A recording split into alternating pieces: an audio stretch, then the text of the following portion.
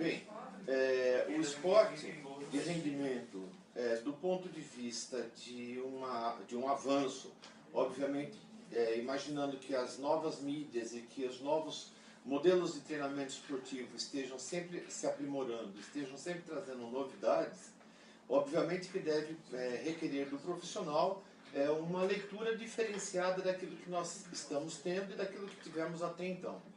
Se até então o desenvolvimento atlético, o rendimento atlético veio sofrendo grandes variações em função das alterações fisiológicas e das alterações biomecânicas, além das grandes alterações bioquímicas que temos visto nos últimos grandes embates, então com as questões dos anabolizantes, quando nós pensamos no futuro, esse esporte de rendimento sofre uma outra alteração. E essa grande alteração que temos para o futuro, mas que já é presente na nossa vida, é a grande busca que o nosso laboratório tem feito, que é o estudo das variáveis psicológicas.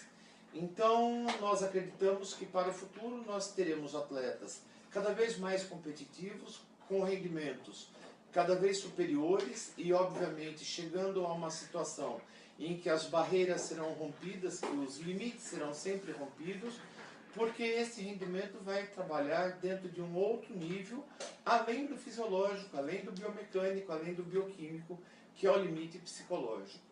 O que é que se entende por isso e como se vê esse tipo de avanço? Nós acreditamos que a perfeição ou que o equilíbrio do atleta vai se dar à medida que ele for avançando para um equilíbrio psicológico. E isto vai fazer com que nós tenhamos cada vez mais profissionais trabalhando com um rendimento do ponto de vista de uma leitura, de um fortalecimento, e esse fortalecimento é aquilo que nós vamos ter dentro da psicologia, como as resistências psicológicas. Então, analisando ou prevendo ou tendo uma projeção de futuro, o esporte de rendimento dos atletas, obviamente, atuais e dos futuros, ele não vai ser possível, não vai ser concebível sem que se haja, de certa forma, de uma maneira bastante rigorosa, a introdução da psicologia dos esportes dentro dos níveis de treinamento que nós já temos, mas que por enquanto não são usados. Vide as grandes seleções brasileiras, que somente contratam os psicólogos ou só fazem os seus rearranjos psicológicos meses antes das primeiras partidas. Então, este é um fato que precisa ser bem visto e bem analisado.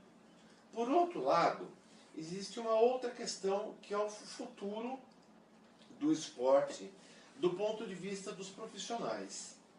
Pessoalmente, como coordenador desse laboratório e como estudioso da psicologia dos esportes, eu vejo que aí mora o grande problema. Por que mora aí o grande problema? Porque eu estou falando de dois tipos de profissionais. Primeiro, o profissional que vai trabalhar com o esporte, pelo esporte, no esporte. E o segundo profissional é o próprio profissional do esporte, é o atleta. Então, por que são dois problemas ou são dois pontos de vista?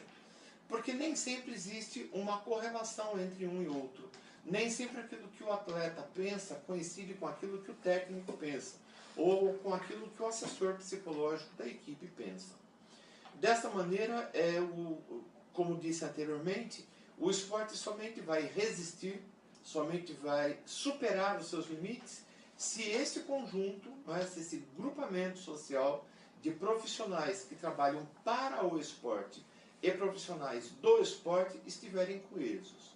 Quando nós pensamos nessa coesão, nós pensamos em primeiro lugar numa divulgação e numa ampla aplicação da psicologia dos esportes em todos os níveis em que nós estejamos pensando atividade esportiva. Obviamente que a gente começa então falando das atividades que acontecem dentro das escolas. A educação física escolar é carente de um olhar da psicologia dos esportes. É necessário sim que este profissional, ou especializado, ou especialista em psicologia dos esportes, ou mesmo estudioso da psicologia dos esportes, enquanto docente do nível fundamental e médio, tenha o conhecimento e consiga aplicá-lo. Em segundo lugar, temos aí os treinadores iniciantes, e esses treinadores iniciantes precisam também ter uma atenção voltada, ter um foco voltado para a psicologia do esporte, de modo que a tônica dos treinamentos, das iniciações, não sejam apenas repetições técnicas e preocupações com o trabalho fisiológico. Então, aí nós temos uma grande necessidade de olhares voltados para a teoria da autodeterminação, para as teorias da liderança, para os manejos de ansiedade, de agressão, de tédio, que o próprio treinamento repetitivo leva. E não tenha dúvida que teremos aí os primeiros cuidados com as interferências externas da mídia e da família. E, culminando no pico desta pirâmide, nós temos os técnicos de alto nível, que estarão voltados para as grandes competições, para os atletas profissionais, talvez, ou então aqueles pseudo-amadores, que são os atletas profissionais, cujas modalidades não foram profissionalizadas até então, que precisam, obviamente, iniciar os seus treinamentos, as suas temporadas, com os períodos específicos da psicologia dos esportes. Por outro lado, o segundo filão do futuro deste esporte, que são os atletas, né? Os profissionais do esporte em si, nós temos aí uma questão bastante séria.